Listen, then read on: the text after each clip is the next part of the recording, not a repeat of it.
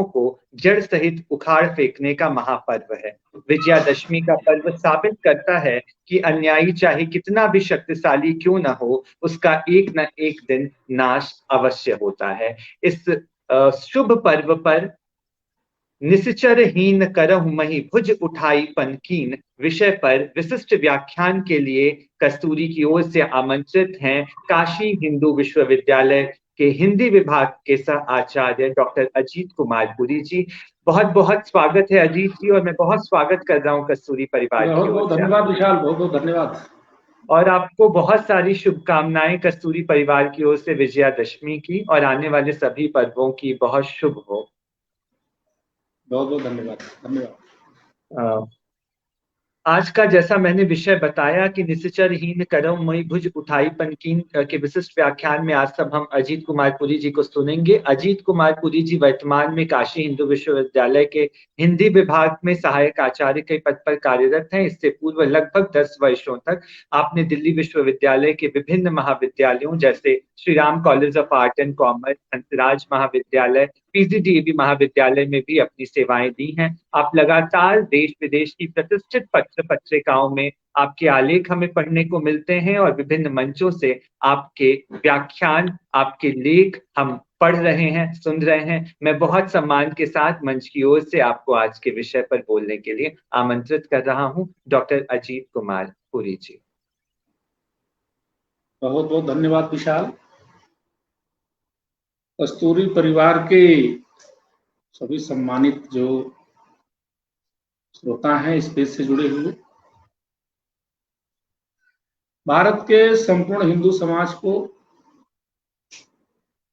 और पूरे संसार में जहां जहां भी हिंदू समाज के लोग निवास करते हैं, सनातन संस्कृति में जिनकी अगाध निष्ठा है, उन सभी बंधुओं को, भगनियों को, सज्जनों को विजयदशमी महापर्व की काशी हिंदू विश्वविद्यालय से मैं बहुत बहुत शुभकामनाएं अर्पित करता हूं।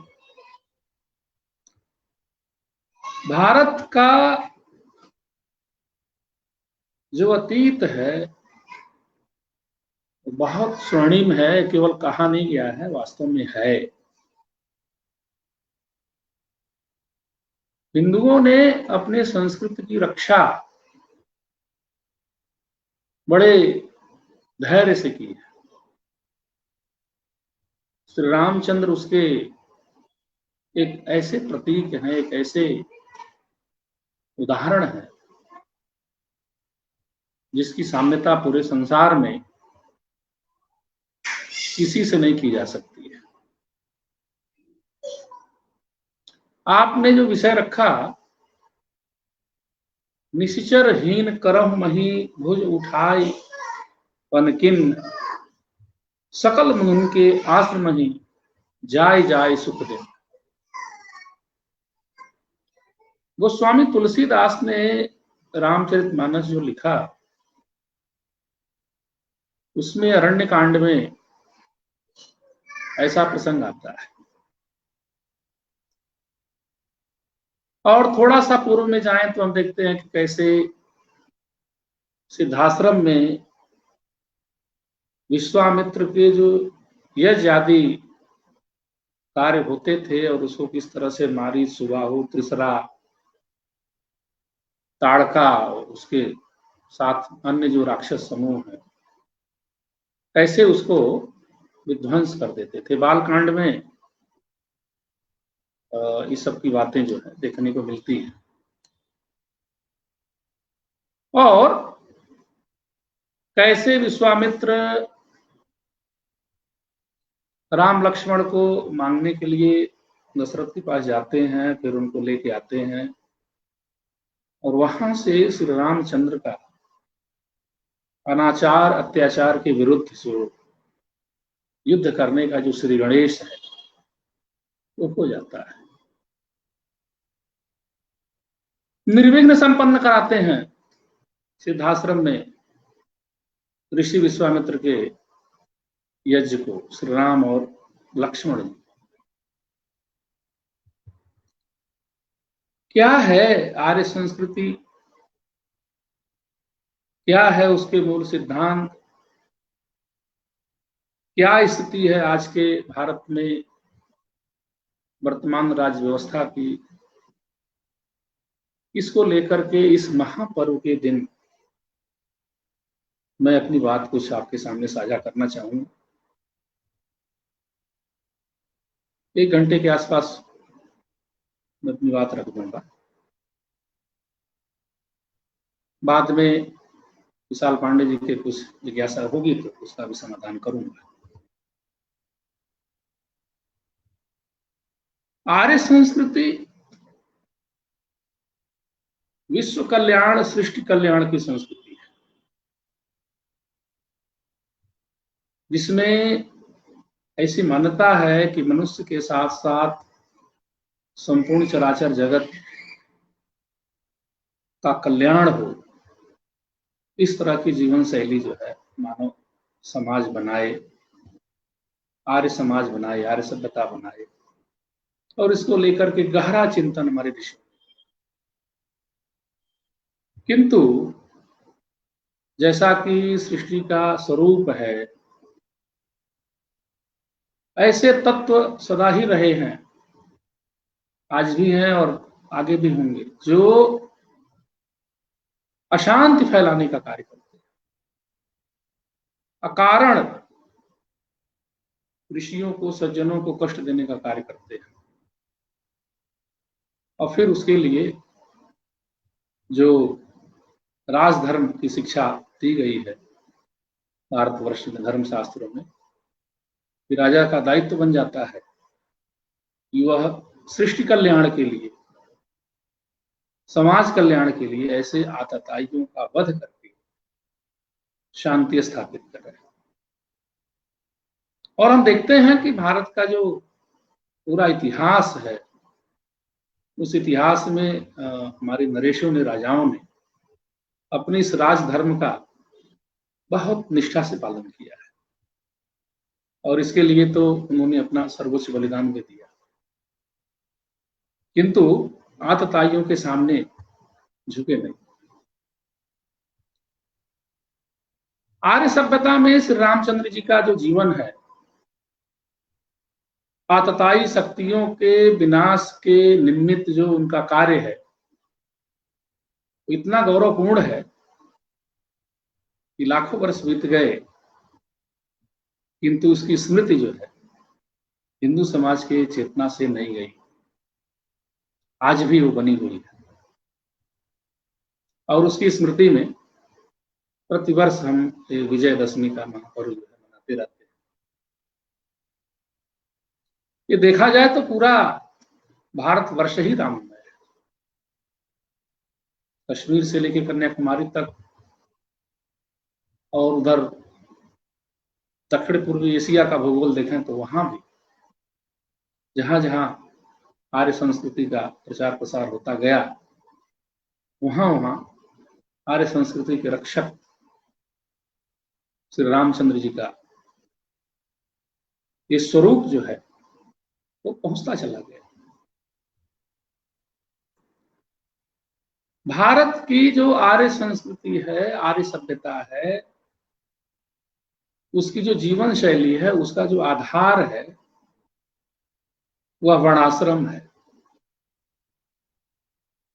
अर्थात व्यक्ति के सामाजिक और वैयक्तिक जो उन्नति है उसका जो आधार, उसकी एक व्यवस्था, और जिसमें जब गुरुकुली व्यवस्था समुन्नत थी तो ऐसा व्यवस्था जो है पनपा, ऐसी व्यवस्था बनी। 8 वर्ष के बालक और 60 वर्ष के प्रौढ़ वो नगरों और गांवों में न रह करके गुरुकुल में वास करा। गुरुकुल का कुलपति और उनके आचार्य और वहां रहने वाले विद्यार्थी, और प्रकृति के प्रांगण में निर्मित जो गुरुकुल विद्यालय, पाठशालाएं, एक बहुत सूक्ष्म जो है चिंतन के पश्चात ऐसी व्यवस्था आर्य लोग बना सके कि जिसमें क्या ग्राम क्या नगर सर्वत्र जो है जन समाज जो है अपने अपने कर्तव्य का पालन ठीक से कर सके और उसमें रह करके जो वैदिक अनुशासन है, हमारी धर्म परंपरा है, उसका पूरा रक्षण होता था, उसके बारे में पूरा अध्ययन होता था, पूरा चिंतन होता था। राक्षस जो है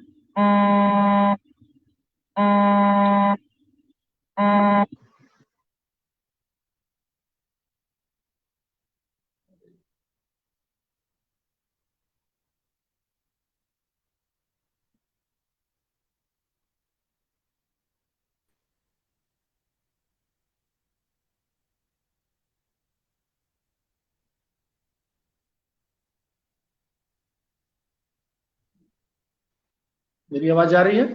जी बिल्कुल स्पष्ट है आपकी आवाज और वीडियो भी स्पष्ट है। किसी ने बीच में फोन कर दिया, इस नाते दिक्कत आ गई। जी राक्षस समूह इस पूरी व्यवस्था को तहस नहस करना चाहते थे। वे चाहते थे कि भारत की जो ज्ञान परंपरा है, वैदिक परंपरा है, धर्म परंपरा है, उसका विनाश हो जाए और वे अपना आधिपत्य कर लें। इसलिए इसके मूल आधार को वह तहस नहस करना चाहते थे, जिसका दमन जो है श्री रामचंद्र जी ने किया।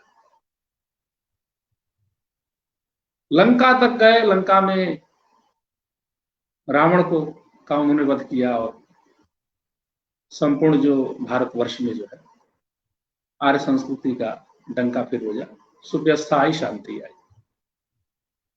ये सब हम लोग जानते हैं। मेरा उद्देश्य इसका गुणगान करना नहीं। आज के दिन विशेष रूप से हमारे लिए सोचने का जो विषय है वो ये है कि हमारी जो ये सनातन ज्ञान परंपरा है, जो हमारी आर्ष परंपरा है, विद्या परंपरा है,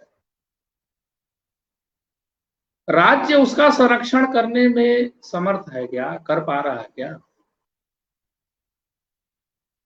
जिसके बल पर हमने अपनी सनातन परंपरा को, ज्ञान परंपरा को, जीवन शैली को बचाए रखा, उसमें उसके संरक्षण में इतिहास के जो नरेश हैं, राज्य का जो पूरा आधार है जो लगा रहा, क्या आज भी उसकी वैसी स्थिति है क्या? आखिर ये सनातन संस्कृति कैसे बच सकेगी? आज भी वो संकट में है। पिछले 75 वर्षों के इतिहास को देख रहे हैं तो भारत में एक ऐसा राज्य, ऐसी राजनीतिक व्यवस्था स्थापित हो गई कि जो भारत के बहुसंख्यक समाज अर्थात हिंदू समाज के ज्ञान परंपरा, उसकी सभ्यता, संस्कृति को आरक्षित छोड़ करके कुछ राज्य नियमावली बना करके, जिसको उसने संविधान का नाम दिया हुआ है, वो राज्य कार्य कर रहे हैं।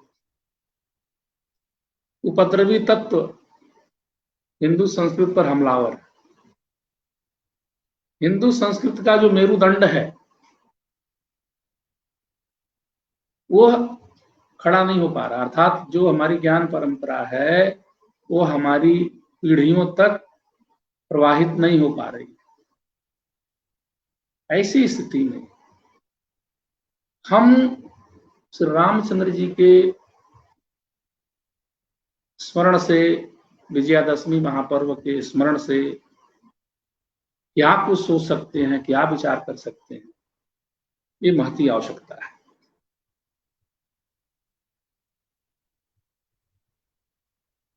राज्य के राजा के मुख्य कर्तव्य क्या होते हैं? बार बार ये प्रश्न हमें उठाने पड़ेंगे, बार बार इस पर चिंतन करना पड़ेगा। राज्य कोई उपेक्षित वस्तु नहीं है। बहुत से संगठनों ने भ्रम फैला रखा है भारतवर्ष में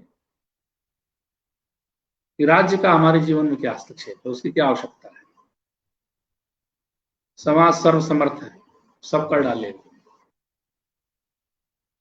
किंतु अगर इतिहास पर हम दृष्टि डालें तो हम पाते हैं कि समाज तो ठीक है कि बहुत बड़ा जनसमूह है, राष्ट्र की संस्कृति का, उसकी अंतरात्मा का पूरा प्रतिनिधित्व जो है समाज करता है। लेकिन उस समाज के जो अंग होते हैं उसमें राज्य भी एक प्रमुख अंग है। वह भी समाज का सेवक है, राष्ट्र का सेवक है, उसकी भी अपनी एक बड़ी भूमिका है। समाज निरपेक्ष कोई भी राष्ट्र राज्य नहीं हो सकता, और अगर है तो वह समाज के लिए घातक है। विश्वामित्र पीड़ित हुए असुरों के अत्याचार से, तो कहां गए? वो दशरथ के पास गए, राम को मांगा उसने, और राजधर्म की शिक्षा दी। और उन्होंने बताया कि राजधर्म यह है कि राज्य जो है आतताइयों का विनाश करे, उसको संरक्षण न दे। और इस निमित्त जो है समाज के जो सभी वर्ग हैं उनको एक दृष्टि से देखा, उसमें भेदभाव नहीं होना चाहिए। हम क्या देखते हैं? भारत का वर्तमान संविधान समाज के रूप में हिंदू, मुस्लिम, सिख, ईसाई इत्यादि जो समाज है उसमें भेदभाव करता है। पिछले 75 साल से यह भेदभावपूर्ण व्यवस्था चल रही है। हिंदू समाज भारत के संविधान में तो अधिसूचित ही नहीं है कि उसके समाज के रूप में कोई मान्यता भी हो, उसकी कोई संरक्षण की नीति हो। धार्मिक शिक्षा से हिंदू समाज के समुदायों को रोक दिया गया है। दूसरी तरफ अगर देखा जाए तो भारत में रहने वाले जो दूसरे समुदाय हैं उनका भरपूर संरक्षण जो है राज्य कर रहा है।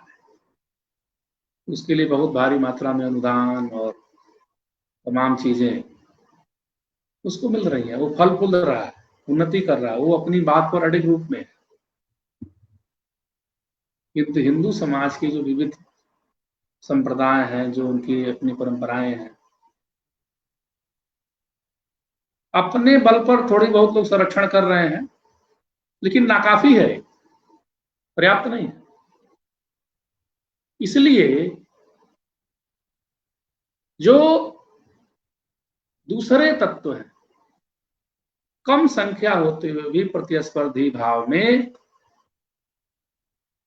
हिंदू समाज की जो ज्ञान परंपराएं हैं, जो विश्वास हैं, जो मान्यताएं हैं, उसकी हंसी उड़ाते हैं, उस पर हमले करते हैं। और इस स्थिति में हिंदू समाज राज्य की ओर जब देखता है तो अपने को असहाय पाता है। क्यों? क्योंकि उस तरह की व्यवस्था भारतवर्ष में नहीं बन पाई कि वह भी बराबरी के तौर पर अधिसूचित हो। कहने के लिए तो सब लोग यही कहते हैं कि हिंदू समाज तो बहुसंख्यक है, बहुत बड़ा है, बाकी लोग कम है। किंतु केवल कहने से और जो हमारी जो परंपरा है उस परंपरा का प्रवाह अगर नहीं हो पा रहा है, बाधित है, तो उस पर विचार न करने से क्या सारी स्थिति ठीक हो जाएगी? सारी स्थिति ठीक नहीं हो जाएगी। हिंदुओं का जो गौरव है वह उसकी सांस्कृतिक चेतना, ज्ञान परंपरा की जो चेतना है, धार्मिक चेतना है, उसके प्रवाह में अगर उसका प्रवाह चलता रहे तो वह किसी भी आतताई समूह का सामना करने में सक्षम है। हिंदू संसार की बहुत पराक्रमी जाति है, बहुत पुरुषार्थशील समाज है, किंतु उसके पुरुषार्थ को रोक दिया गया है। आए दिन उसे कमजोर के रूप में चित्रित किया जा रहा है। समाज के भिन्न भिन्न जो अंग हैं उसमें उसका चित्रण जो है बहुत खराब रूप में हो रहा है। ये सब चीजें शोभनीय नहीं है। श्री रामचंद्र जी ने तो अपने समय में राक्षसों का वध किया, उनको दंड दिया, किंतु आज के दिन हिंदू संस्कृति पर, हिंदू धर्म ग्रंथों पर, हिंदू आचरण पर जो आक्रमण हो रहा है, क्या राज्य उसको पूरा दंड दे रहा है? नहीं दे रहा। कश्मीर प्रांत की बात करिए, वहां के रहने वाले हिंदू आज भी, कश्मीर घाटी के जो हिंदू हैं आज भी जो है निर्वासित जीवन जी रहे हैं। राज्य अगर समान नीति अपना करके चलता तो जिन लोगों ने उन जमीनों पर बलपूर्वक अधिकार किया हुआ है, कब्जे किए हुए हैं, वो सब मुक्त हो जाती है और जिन लोगों को निर्दोष तरीके से वहां से हटा दिया गया, वहां पर उनको भागने के लिए विवश कर दिया गया, वो जगह उनको मिल जाती, वहां वो निवास करते। किंतु राजनीतिक जो भेदभावपूर्ण व्यवस्था के कारण जो है धारा 370 हटने के बाद भी अभी समुन्नत रूप से वो चीजें नहीं आ पाई। दूसरी बात, हमारी जो शिक्षा परंपरा है, उस शिक्षा परंपरा में हिंदू धर्म के जो आधार धर्मशास्त्र हैं, वेद, पुराण, रामायण, महाभारत, स्मृतियां, धर्मसूत्र, उनका कोई अध्यापन जो है उस तरह से है ही नहीं। यूरोपीय मानदंडों पर भारत के विश्वविद्यालय, स्कूल, कॉलेज निर्मित हुए। आश्चर्य है कि अंग्रेजों के जाने के बाद भी उसी ढर्रे पर अब तक चीजें चल रही हैं। हिंदू सांस्कृतिक चेतना, उसकी ज्ञान परंपरा तिरोहित हो रही है, उस पर संकट है, जिस पर खुल करके बात होनी चाहिए, उस पर विचार होना चाहिए कि सारे संसार में कोई भी ऐसा राष्ट्र राज्य नहीं है जो अपने धर्म, संस्कृति और जो अपनी ज्ञान परंपरा है, नॉलेज सिस्टम जो है, जिसको वह संरक्षित नहीं कर रहा है।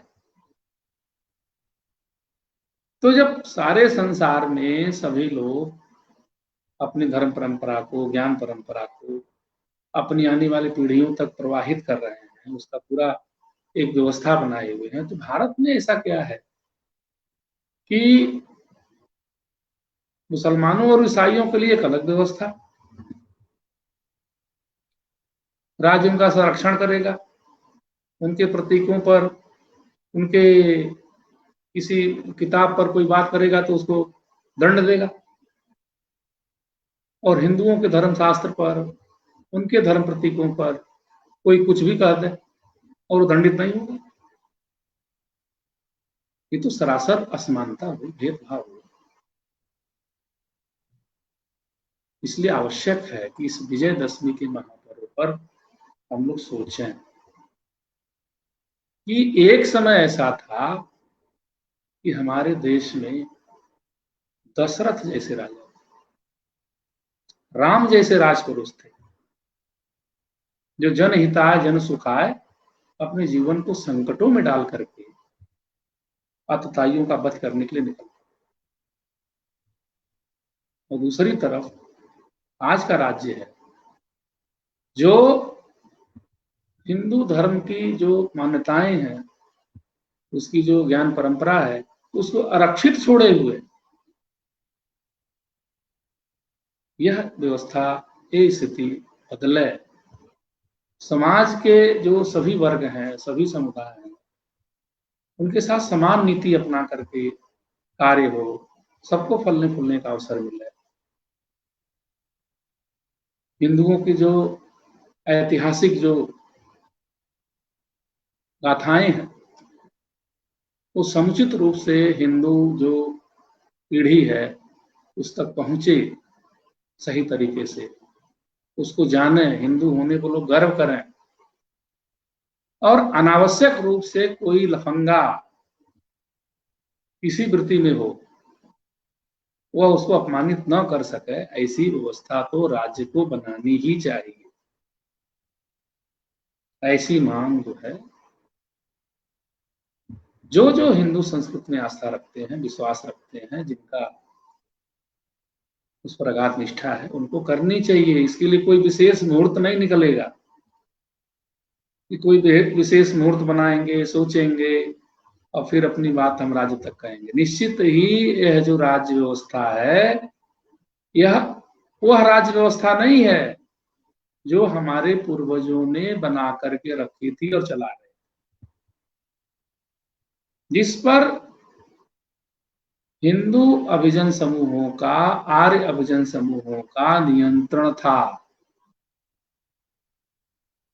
एक उदाहरण लीजिए, विश्वामित्र की बात को नकार नहीं सके दशरथ, राम को भेजना ही पड़ा उनकी रक्षा करने के लिए।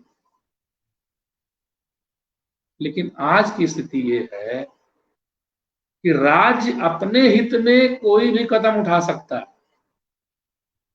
अपनी रक्षा में कोई भी कदम उठा सकता है, लेकिन समाज की संस्कृति, समाज की सभ्यता, समाज के नियम, इसकी रक्षा करने के लिए कोई व्यवस्था ही नहीं है। क्योंकि एक बात मैं और आपसे कहना चाहूंगा, ये ऐसा इसलिए है क्योंकि हमारी परंपरा में तो समाज सर्वोपरि था। समाज का अभिजन समूह नियमों को निर्मित करता था, समाज उसको समझ बूझ करके स्वीकार करता था, और इस तरह से सामाजिक धार्मिक परंपराएं जो है विकसित होती चली गई। राज्य का दायित्व क्या होता था? राज्य का दायित्व नियमों के निर्माण करने के लिए नहीं था, नियमों का पालन कराने के लिए था। किंतु 75 वर्ष पहले की जो व्यवस्थाएं चल रही है, उसमें जो कानून का स्रोत है वह राज्य है, समाज नहीं है। ये बहुत बड़ी बात सोचने की है हम लोगों को।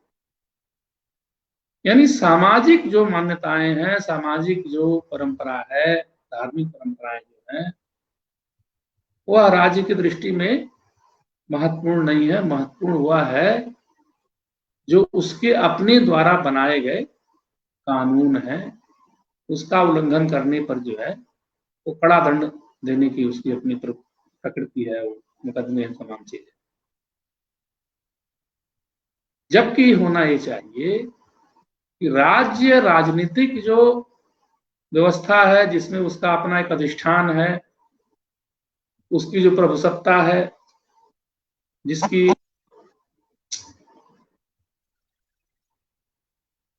स्थिति वो बनाए हुए है,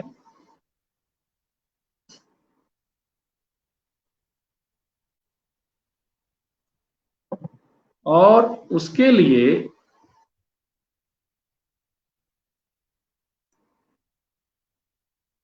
बहुत बड़ी सीमा तक आगे बढ़ जाता है।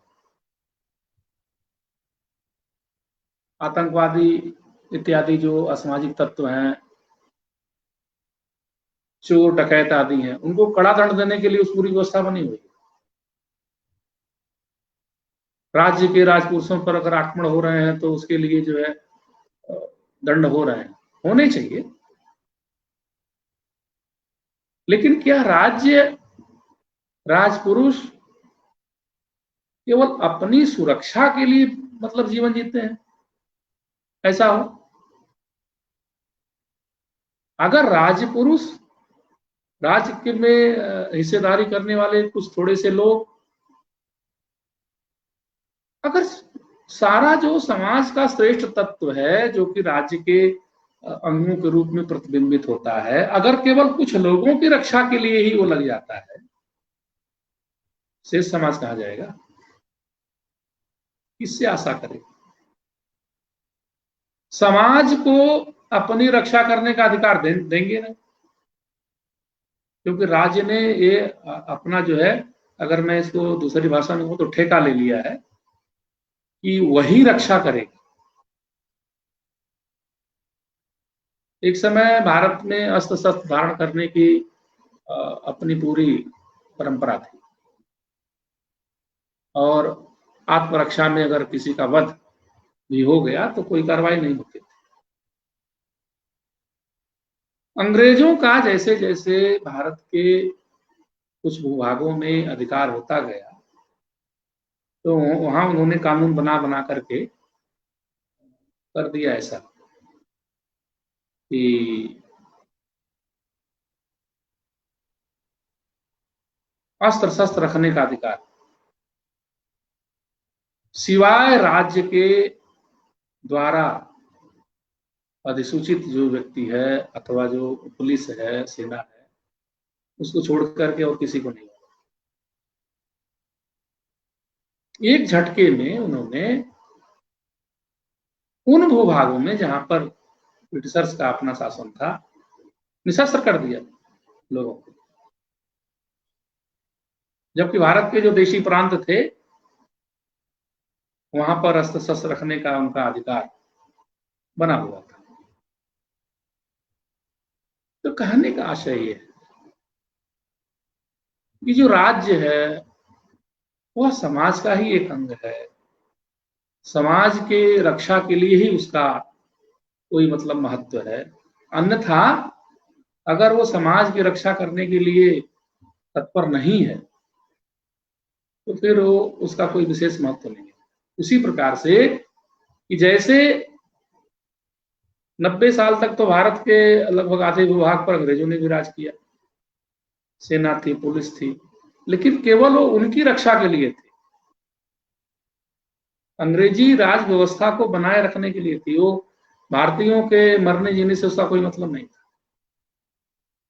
उसके पीछे जाएं तो देखें सुल्तानों का, मुगलों का, पठानों का भी कुछ भूभागों में आधिपत्य रहा, तो उनका भी जो उद्देश्य था वह केवल अपने जो राज कर्मचारी थे, जो उनके साथ रहने वाले लोग थे, उनको सुरक्षित रखना, उनको भोग विलास के साधन उत्पन्न कराना, वही तक था। आर्य सभ्यता में, आर्य धर्म में राजधर्म बहुत व्यापक है, सीमित नहीं है। और ये जो दोहा हमने सुनाया शुरू में, जो इस कार्यक्रम के पोस्टर में लगा हुआ है कि निशिचरहीन करहु मही भुज उठाई पनकिन, सकल मुनिन के आश्रम ही जाय जाय सुख दिन। अरे भाई, इसमें राजधर्म की जो व्यापक जो व्यवस्था है आर्य सभ्यता की, वो दृष्टिगोचर होती है। राम ने ऐसी प्रतिज्ञा क्यों की कि मैं निशाचरों से पृथ्वी को हीन कर दूंगा? करनी पड़ी, इसलिए कि असुर जो दानव थे, निशाचर थे, वे अनायास जो है ऋषियों के आश्रमों में जाकर के, पाठशालाओं में जाकर के उपद्रव करते थे, हत्या कर देते थे उनकी। इसलिए राम को ऐसा संकल्प लेना पड़ा। विजयादशमी उस संकल्प की पूर्ति का एक अभियान बिंदु था।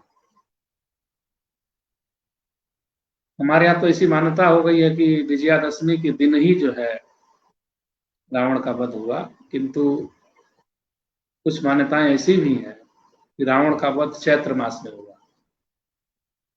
विजयादशमी के दिन तो उस विजय संकल्प अभियान का श्री गणेश किया था, श्री रामचंद्र जी ने, और उसके बाद उन्होंने एक बड़ा युद्ध लड़के रावण को परास्त किया था। खैर, इस विषय में तमाम मत हैं, उसकी समीक्षा तो हमारे यहाँ होती रहती है, करते रहते हैं। यहाँ मुख्य विषय है कि इस विजयादशमी के बहाने जो है उसके महत्व पर विचार करते हुए भारत की वर्तमान राज्य व्यवस्था को देखना और वह कितना जो है हिंदू संस्कृति की, भारत की संस्कृति की, सभ्यता की, ज्ञान परंपरा के संरक्षण में जो है अपना योगदान कर रही है, उसकी समीक्षा करना। कितना कर पा रही है, कितनी करनी चाहिए, इस पर चिंतन मन करना।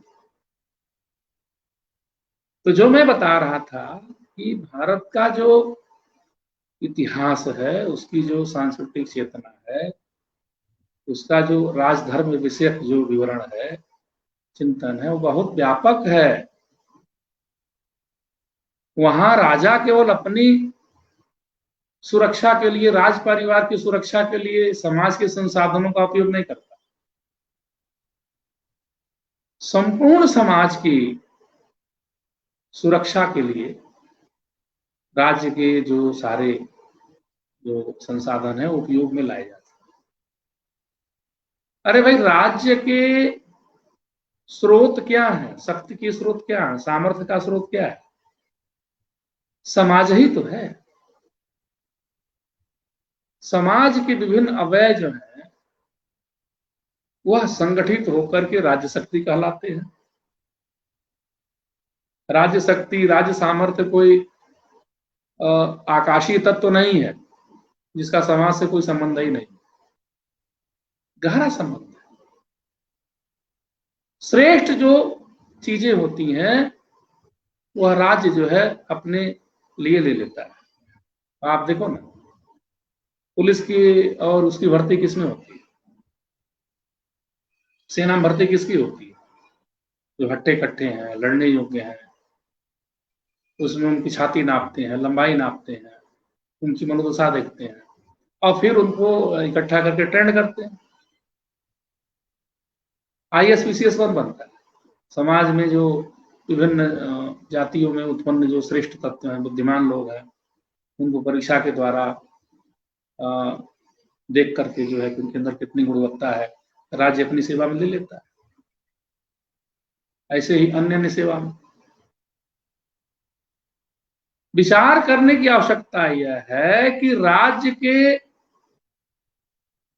जो अन्य विभाग हैं जिसमें राजपुरुष हैं, उसमें भी श्रेष्ठ तत्व जाएं, उसमें भी अच्छे लोग जाएं, उसकी इतनी निंदा ना की जाए कि राजनीति में कोई जाए ही ना। 1947 के बाद एक समय तक तो ऐसा रहा कि बड़ी निष्ठा रही लोगों की नेताओं पर।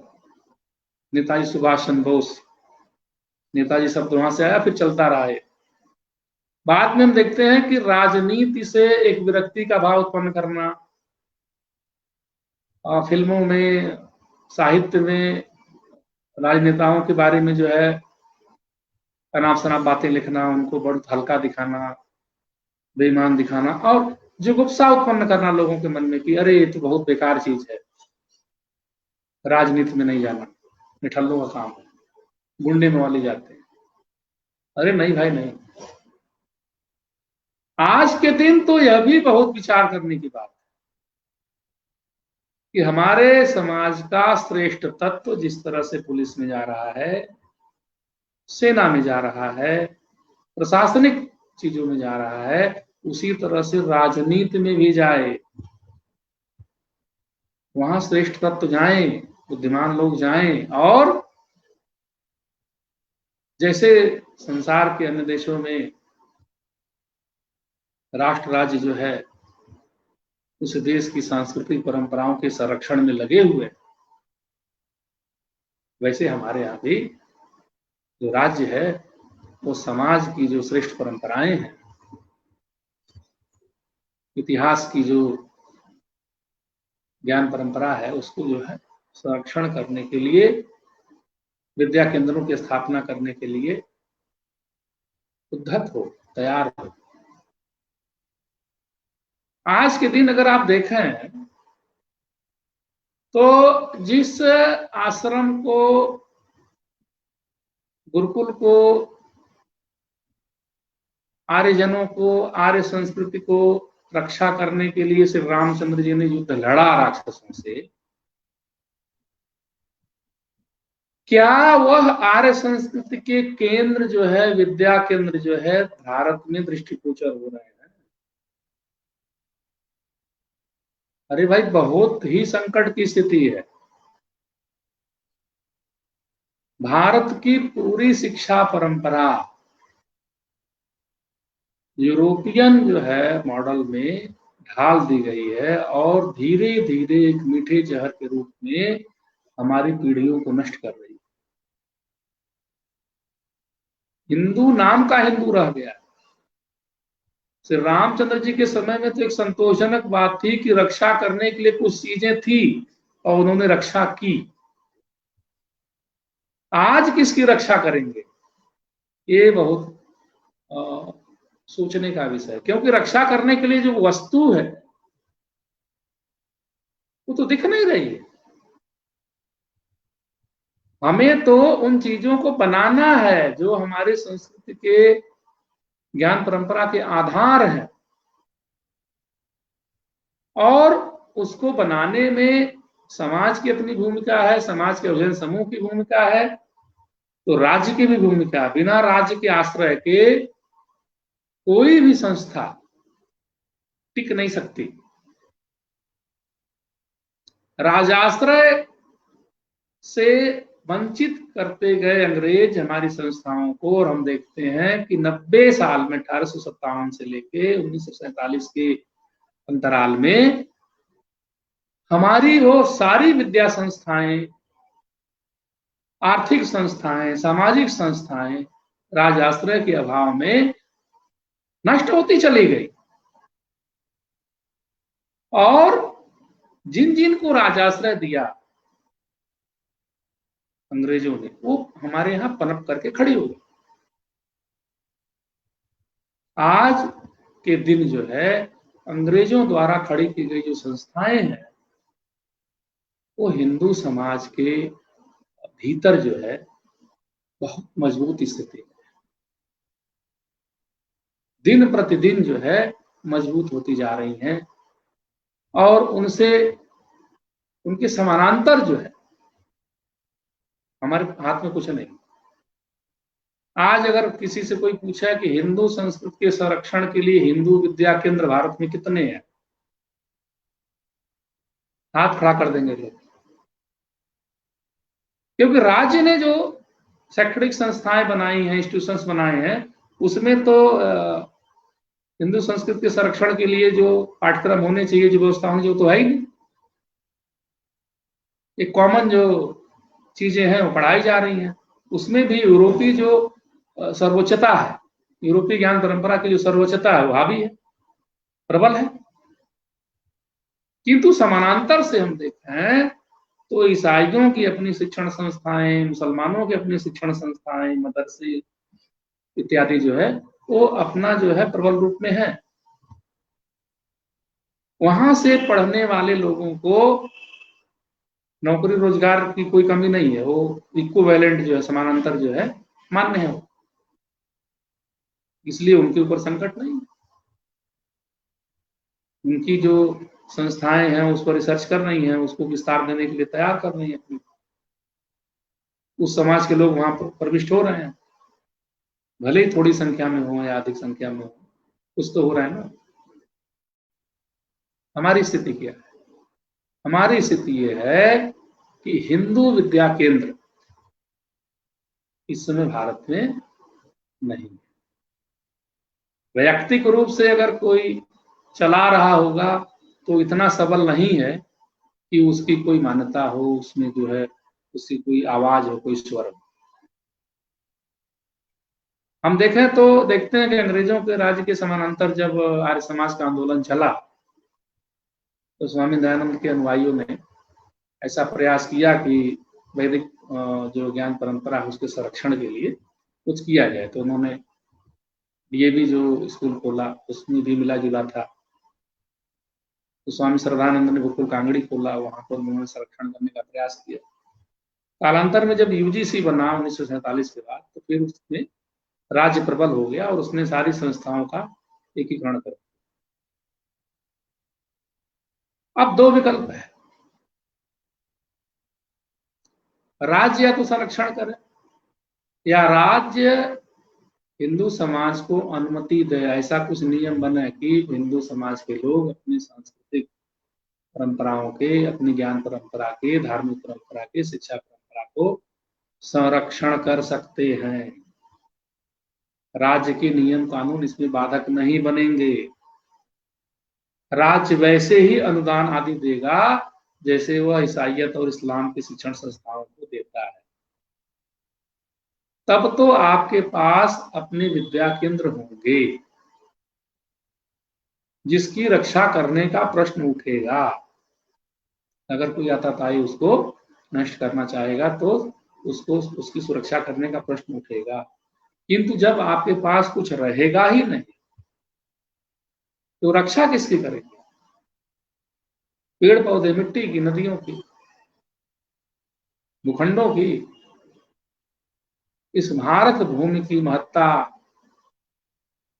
केवल भौतिक जो उन्नति है उसमें नहीं है कि बड़े बड़े बांध बना लिए, बिजली के संयंत्र बन गए, बड़ी बड़ी बिल्डिंग बन गई, औद्योगिक केंद्र बन गए। हमारे तीर्थों में बहुत ज्यादा जो है देशाटन हो रहा, लोग घूमने फिरने आ रहे हैं, पर्यटन से आय बढ़ गई। अरे भाई नहीं, हमारी अपनी जो मूल परंपरा है, ज्ञान परंपरा है, उसकी जो विविध शाखाएं हैं, जिसका हमारे ऋषियों ने, मुनियों ने बड़े कठिन परिश्रम करके जो है उनका विकास किया, उन सब का संरक्षण हो सके, निर्विघ्न रूप से उस पर चर्चा हो सके, विचार हो सके, ऐसी स्थिति जो है इस देश में बने, तब तो श्री रामचंद्र के को स्मरण करने का कोई मतलब है। नहीं तो अगर हम केवल कर्मकांड करते हैं कि हर साल जो है विजयदशमी मनाए, रामनवमी मनाए और एक दूसरे को बधाई दे करके, रावण को जला करके और समझे कि हमने कर्तव्य को कर लिया, तो ये अपने आप में बहुत ही चिंताजनक है। उचित यह है कि हमारी अपनी जो धर्म परंपरा है वह प्रवाहित हो, उसका ज्ञान जो है, और हमारे अंदर जो एक कुंठा भाव, हीन भाव जो डाल दिया है कम्युनिस्ट जो चिंतकों ने, वो निकल जाए। जैसे अन्य लोग अपनी धर्म परंपरा पर, ज्ञान परंपरा पर गर्व की अनुभूति करते हैं, हमारे यहाँ भी सब लोग करें और स्वस्थ चिंतन जो है वो चले, तुलनात्मक अध्ययन की स्थिति बने, ईसाइयत, इस्लाम, हिंदुत्व, बौद्धिज्म, सबका अध्ययन करने की जो है शिक्षण संस्थान भारत में खुले और उसके बारे में सब लोग अच्छे से बात करें, एक दूसरे को जान सकें, तब कोई मतलब। झूठ मूठ का गंगा जमनी तहजीब का नारा लगाना और उसके बाद जो है भरमाना एक दूसरे को और उसमें कपट की जो स्थिति बनाए रखना, ये ठीक नहीं। हिंदू संस्कृति मनुष्य मात्र का चिंतन नहीं करती, सृष्टि मात्र का चिंतन करती है, इसलिए वो विशिष्ट है। इसी रामचरितमानस में तुलसी ने मुखिया ऐसा चाहिए वाला जो प्रसंग किया है उसमें बताया है, जैसे मुख में हम कोई भोजन लेते हैं और फिर वो भोजन जा करके पूरे शरीर को बल प्रदान करता है, वैसे ही भारत में राज धर्म की बात कही गई है, राजा की कल्पना की गई, राजा ऐसा हो कि समाज के सभी तबकों के बारे में सोचे। अगर हम थोड़ा सा चर्चा करें, टाइम है विशाल जी, 5 मिनट और? बिल्कुल बिल्कुल, आप अपनी बात जरूर पूरी करें। और हाँ, जब हम देखते हैं कि लव कुश राम के सामने आते हैं, अब उत्तरकांड सत्य है असत्य है मैं इसकी बात नहीं करूंगा, क्या क्या नहीं है, लेकिन इस प्रसंग की कहानी में जो बात कहना चाहता हूं वो मेरे लिए महत्वपूर्ण है। तो उसमें कुछ प्रश्न करता है रामचंद्र जी से, वाल्मीकि हैं, हनुमान जी वहीं पर हैं, लव है, श्री रामचंद्र जी हैं। जब वो विराम करवा देते हैं, वाल्मीकि युद्ध नहीं होने देते हैं, तो एक प्रश्न करते हैं कुश जो है रामचंद्र जी से, आपने सीता जी को वनवास क्यों दिया? तो राम कहते हैं कि राजा का जीवन वैयक्तिक सुख लाभ के लिए नहीं होता, प्रजा रंजन करना उसका मुख्य ध्येय होता है, और इसलिए हमें जो है सीता का त्याग करना पड़ा, क्योंकि हमारे कर्तव्य पर बट्टा लग रहा था। राज्य का एक व्यक्ति जो है वो संतुष्ट नहीं था, उसको अविश्वास था, इसलिए हमने उस विश्वास को बनाए रखने के लिए सीता का त्याग। हमें खुशी नहीं है कि हमने जो कर दिया और हमें कोई कष्ट नहीं, कष्ट तो है। आज स्थिति देखिए, राजनीतिक दलों के समूह जो राजनीति करने के लिए सक्रिय हैं भारत में, उनकी सबसे बड़ी विशिष्टता क्या है कि अगर आप टीवी चैनल खोलें, समाचार देखें, तो जो प्रश्न किया जाता है उनसे उसका जवाब नहीं देते, केवल दूसरे की निंदा करते हैं और अघोषित, मतलब घोषित अघोषित रूप से सुबह शाम एक ही माला जपते हैं कि मेरा संगठन, मेरा नेता, मेरी पार्टी का घोषणा पत्र यह सत्य है और बाकी झूठ है। हिंदू चिंतन दृष्टि, भारतीय चिंतन दृष्टि ऐसी नहीं है। अभी आप देखा ना, उसने प्रश्न किया, उससे रामचंद्र जी ने अपना जवाब दिया। तो यहां उस प्रश्न के परिप्रेक्ष्य में बात की जाती है, अगर कोई रख रहा है तो, ये नहीं फिर कि मतलब जबरदस्ती अपनी बात कह दिया और उसको डांट फटकार करके खत्म कर दिया। ये प्रवृत्ति तो सेमेटिक जो थियोलॉजिकल जो सोच है, ईसाइयत इस्लाम की जो सोच है कि जो हमारे यहाँ कहा जा रहा है, किताब में लिख दिया गया है, वो असत्य है, और उसको जो नहीं मानता है वो मतलब अपराध कर रहा है, और उस पर कोई बात ही नहीं करनी, कोई प्रश्न नहीं खड़ा करना। हिंदू चिंतन परंपरा ऐसी नहीं। राजधर्म की मैंने थोड़ी सी बात की कि उसकी व्यापकता इस बात में है कि किसी प्रकार का कोई भेदभाव न हो। मैं प्रश्न कर रहा हूं आपसे, जो मेरे पाठक सुन रहे हैं, श्रोता, उसी कश्मीर में यदि हिंदू विस्थापित न होकर के कोई और विस्थापित होता और उसको हिंदू विस्थापित किए हुए रहते, आज के दिन जो है राज्य के जो प्रमुख अंग है, न्यायपालिका है, सेना है, पुलिस है, राजपुरुष लोग हैं, उसकी क्या स्थिति होती? क्या वो मौन रहते? धड़ाधड़ जेलों में डाल दिया जाता, पकड़ पकड़ के। लेकिन एक ऐसा हमारे यहाँ एक जो व्यवस्था चल रही है जो किसी खास समुदाय का संरक्षण करती है, उसकी परंपराओं के संरक्षण करने के लिए धन देती है, और जिनसे ज्यादा स्रोत लेती है अपनी संरचना के लिए, उस समाज के, बहुसंख्यक समाज के धर्म, संस्कृति, ज्ञान, परंपरा को आरक्षित छोड़ रखा। कांग्रेस शासन ने तो ऐसा किया ही किया, और बिना किसी हिचक के मैं कह रहा हूं कि भाजपा शासन भी उसी ढर्रे पर चल रहा है। हाँ, कानून व्यवस्था की स्थिति को उन्होंने ठीक करने का प्रयास किया है, अपनी कार्रवाई से जो है दंड आदि कुछ दे रहे, लेकिन उससे यह मान लेना कि संरक्षण मिलना शुरू हो गया है, इसको नहीं कहा जा सकता। संरक्षण तो अभी मिलना, उस पर तो कोई चर्चा ही नहीं कर रहा है। बड़े बड़े राजपुरुषों ने, धार्मिक लोगों ने प्रवचन किया होगा, राम का गुणगान किया होगा, राम ने रावण को मारा, ऋषियों की रक्षा की, अपनी परंपरा की स्थापना करने के लिए पूरा जीवन दे दिया, हम उनको भगवान मानते हैं। अरे भगवान तो थे ही, मानोगे क्या? ईश्वर अंश जीव अविनाशी, इसी तुलसी ने कहा, ईशावास्यमिदं सर्वम यत् किंच जगत्याम जगत। ईश्वर इस पूरी सृष्टि में आच्छादित है, तो जब पूरी सृष्टि में आच्छादित है तो किसी मनुष्य में भी है।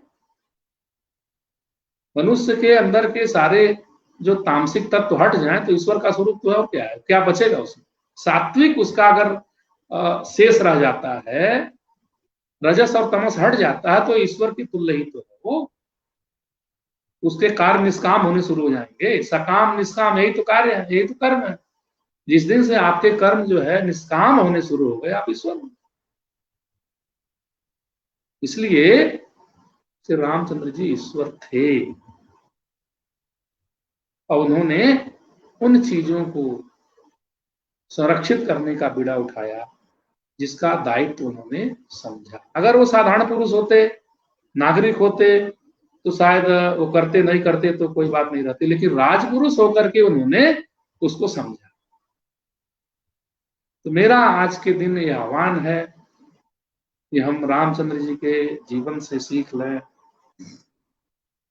अपने लोगों के साथ किसी प्रकार का कपट व्यवहार न करें, कम से कम अपने परिवार के लोगों के साथ कपट व्यवहार करें। समाज के बारे में तो सोचना बात की बात है, मनुष्य जहां है वहां उसका आचरण ऐसा हो, प्रामाणिक हो, और उस लगे लोगों की हाँ भाई ये राम के, कृष्ण के, हिंदू संस्कृति के जो आधार, जो चिंतन है उसको अपनाते हैं, आचरण में लाते हैं, तब तो कोई मतलब है जब आपकी कोई एक प्रामाणिकता हो समाज जीवन। और फिर दायित्व हमारा ये बनता है कि हम राज्य को उसके दायित्व का स्मरण कराते रहें, जैसे विश्वामित्र ने दशरथ को राजधर्म का पालन करने का स्मरण कराया, और च्वन ऋषि ने रामचंद्र जी के यहाँ जाकर के कहा कि वो लौड़ासुर नामक जो दैत्य है बहुत त्रास दे रहा है, तो उन्होंने शत्रुघ्न को भेज करके उसका वध करवाया। तो हमारा आज का दायित्व है कि जिस चीज को बचाने के लिए, जिसकी रक्षा करने के लिए गुरुकुलों को, ऋषियों को, मुनियों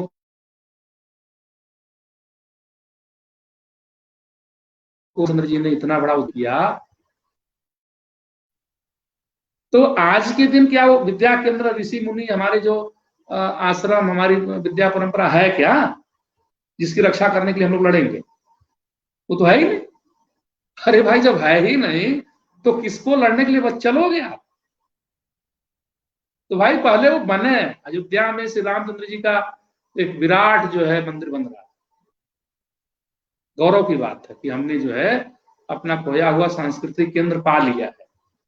2024 में वो मकर संक्रांति के आसपास संभव है बन जाए।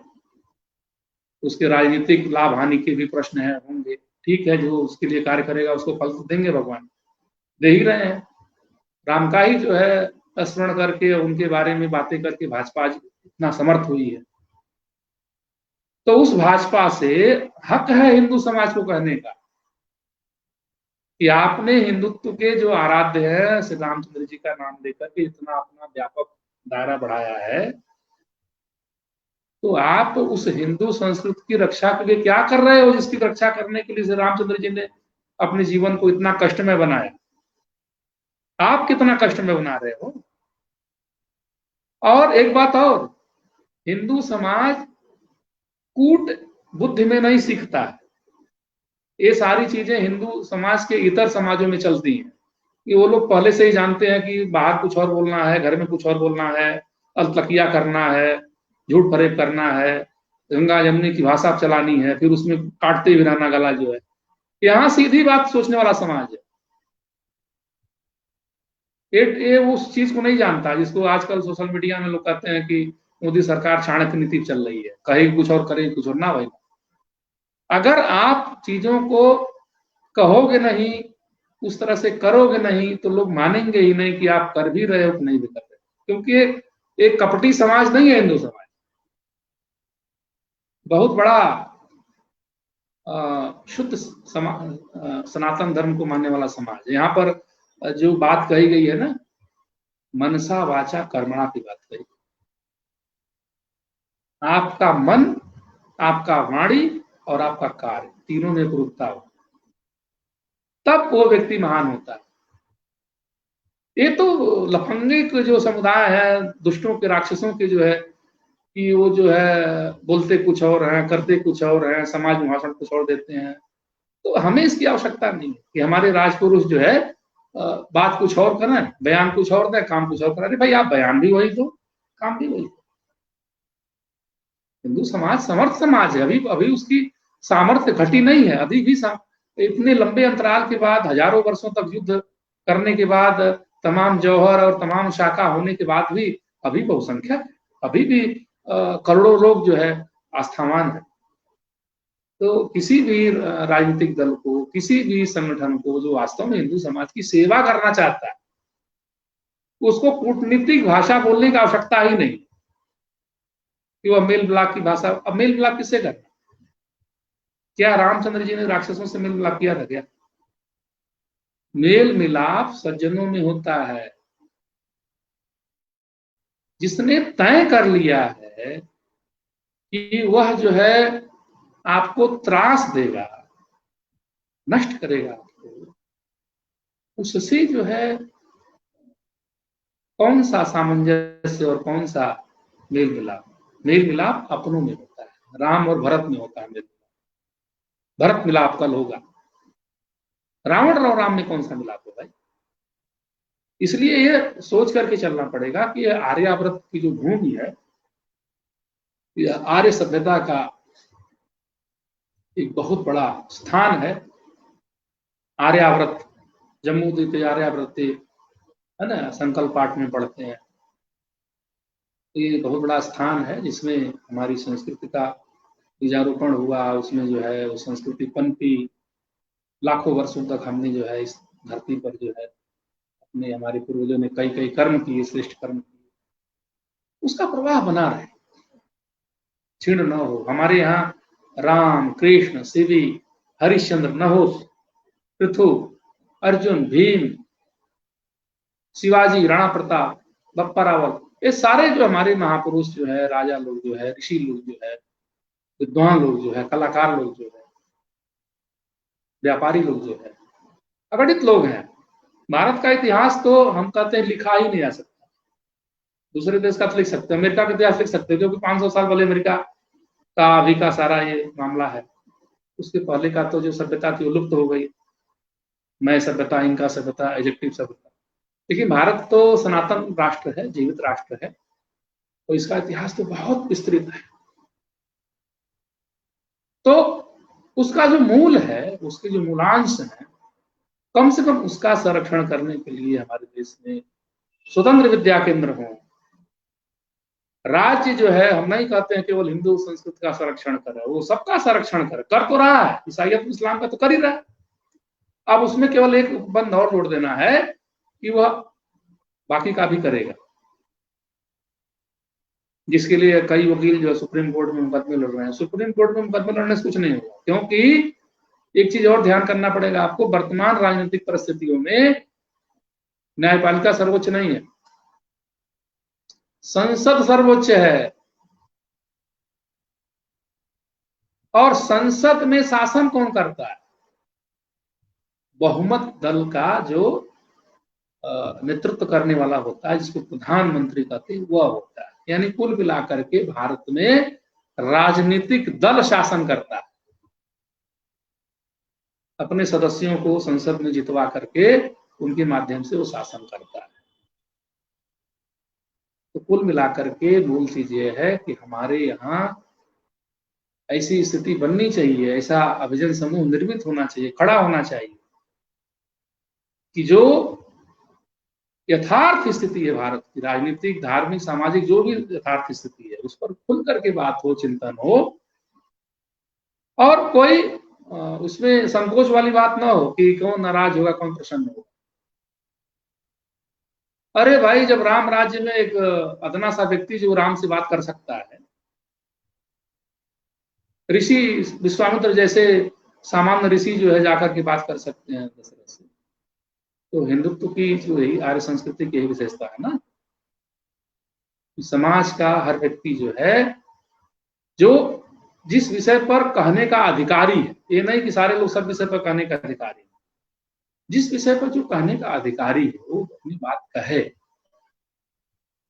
राज्य का स्वरूप बदलना बहुत आवश्यक है। राज्य का अगर यही स्वरूप बना रहा तो कालांतर में केवल नाम के हिंदू लोग होंगे, शुक्ला, त्रिवेदी, पांडे ऐसे रहेंगे, सिंह रहेंगे लोग, लेकिन उसके अंदर का जो तत्व है लुप्त हो जाएगा। क्यों? क्योंकि चेतना है वो हमारी अपनी ज्ञान परंपरा से जुड़ी हुई है, जो राज्य द्वारा, मैं खुल के कह रहा हूं, राज्य द्वारा बाधित, राज्य ने बाधित कर रखा है 1947 कि वह हिंदुओं को वह व्यवस्था नहीं करेगा कि वे अपनी धार्मिक चेतना, सांस्कृतिक चेतना से उसी तरह से जुड़ सकें जिस तरह से ईसाई और मुसलमान जो बालक हैं वो जुड़ पा रहे हैं। तो ये तो बड़ा अपराध है ना, ये तो पाप है ना। ऐसा पाप करने वाले राजनीतिक समूह जो है भारत में हमसे सामर्थ्य लेकर के सामर्थ्यशाली हो और हमारी बात भी ना सुने, ये तो बहुत दारुण स्थिति है, बहुत ही कठिन स्थिति है। ऐसे लोग जो है रामलीला कमेटियों में जाकर के जो है रावण का वध कराएं और तीर चलाएं, हनुमान का गदा लहराएं, तो अपमानजनक है। सोनिया गांधी ने 10 साल जो है तीर मारा होगा वहां लाल किला में जाकर, क्या किया उन्होंने जो शासन में रहकर के हिंदुओं के लिए, हिंदू संस्कृति के संरक्षण के लिए, और उसके पहले के सारे राजा जो शासक हुआ करते थे। यहां तक कि इस देश में तो श्री राम जन्मभूमि मुक्ति के लिए जो कारसेवक जा रहे थे, जो निहत्थे थे, उनकी हत्या करा दी गई गोली चलवा करके पुलिस। इसलिए ऐसा हुआ क्योंकि हमारी संस्कृति का, सभ्यता के संरक्षण करने का कोई नियम नहीं था, कोई व्यवस्था नहीं थी। अगर ऐसा होता तो पहली बात ही ऐसी नौबत ही नहीं आती कि कार सेवा करनी पड़ती।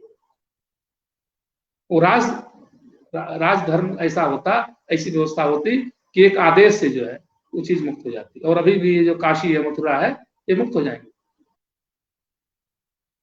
लेकिन यहाँ तो उल्टे 1991 का कानून बना हुआ है कि अंग्रेजों से पहले जो भारत में जो धार्मिक स्थलों का जो स्वरूप है उस पर कोई बात नहीं होगी। क्यों भाई? इस देश के राजनीतिक पुरुष बार बार जो है चिल्लाते हैं कि भारत हजारों साल तक गुलाम रहा है। क्यों चिल्लाते हो भाई? एक तरफ कहते हो भारत गुलाम रहा है हजारों साल तक, उस देश को नष्ट किया गया है, तो भाई जब दूसरी तरफ कहते हो स्वाधीन हो गया है, तो स्वाधीन हो गया है तो फिर जो सारी चीजें हमने खोई हैं उसको प्राप्त करने का हमारा अधिकार है ना।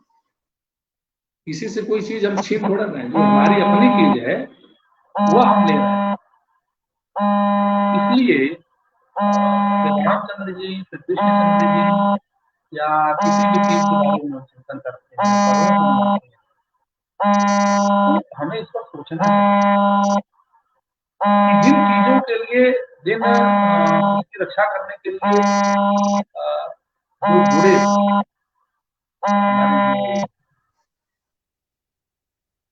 हमारे जो जुड़े राजा लोग जो है अभियान चलाए, तो क्या वर्तमान राज्य उस राजधर्म का पालन कर रहा है?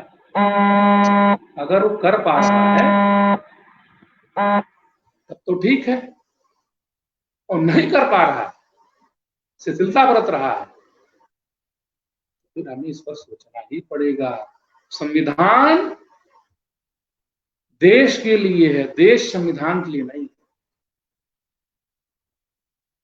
तो 1 घंटा 11 मिनट का समय हो रहा है, लंबा हमने अपना आख्यान रखा, कई तरीके से उसको कई बिंदुओं पर लाने का प्रयास किया। आशा करता हूँ कि आपको अच्छा लगा होगा। विशाल पांडे जी, आपको जिज्ञासा हो तो आप भी रख सकते आपने बहुत विस्तार से, बहुत गंभीरता से, और हमारी जो परंपरा है, हिंदू संस्कृति की परंपरा, उसके बहुत सारे बिंदुओं को उठाया और बहुत सारे सवाल उठाए। और आज इस महत्वपूर्ण दिन पर हम सभी को ये गंभीरता से सोचने की जरूरत है कि जो चीजें हमसे खो गई हैं उनकी उसको कैसे हम पा सकेंगे, इस पे काम करने की जरूरत है। तभी असल मायने में हम इस पर्व को मना पाएंगे। अपना बहुमूल्य समय तो आपने दिया ही, इसके साथ ही हमें एक दृष्टि भी दी, जिससे हमें जो हमारे भारतीय पर्व हैं, हिंदू संस्कृति के पर्व हैं, उसे किस तरह से मनाना चाहिए, इसके लिए भी हमें एक दृष्टि मिली। मैं पूरे कस्तूरी परिवार की ओर से आपका बहुत बहुत आभार व्यक्त करता हूँ, और मैं उम्मीद करता हूँ कि आगे भी इस तरह से इस कस्तूरी को आपका मार्गदर्शन मिलेगा, किस तरह से हम अपने त्योहारों को मनाएं, हमारी संस्कृति क्या है, और हम इतने सालों तक हमने किस तरह से संस्कृति को देखा है। आगे और क्या कुछ नया जोड़ने की जरूरत है, क्या पुरानी सुंदर चीजें हैं उनको प्राप्त करने की जरूरत है, इन पर आपका आगे भी मार्गदर्शन मिलता रहेगा। आज के दिन की एक बार फिर से आपको शुभकामनाएं और बहुत बहुत धन्यवाद आपका। बहुत बहुत धन्यवाद विशाल, और कस्तूरी परिवार के समस्त लोगों को जो इसमें जुड़े हुए हैं, और साथ में जो समस्त जो सनातन समाज है, देश विदेश में जहाँ भी श्री रामचंद्र जी का विजयदशमी का ये पर्व मना रहा है, तो सबको, उन सब लोगों को, बंधुओं को मैं अपनी हार्दिक जो शुभकामनाएं संप्रेषित करता हूँ। आज हम लोग इसके माध्यम से जुड़े, बातचीत की, बहुत बहुत आभार। बहुत बहुत धन्यवाद, और हमारे जुड़ने वाले सभी दर्शकों श्रोताओं का भी मैं बहुत आभारी हूँ। आपने बहुत महत्वपूर्ण अपनी टिप्पणियां भी आप सभी लगातार दे रहे थे। फिर हम जल्दी ही आप सबसे मिलेंगे एक नए विषय के साथ। तब तक के लिए नमस्कार, विजयादशमी शुभ हो, शुभ संध्या। धन्यवाद।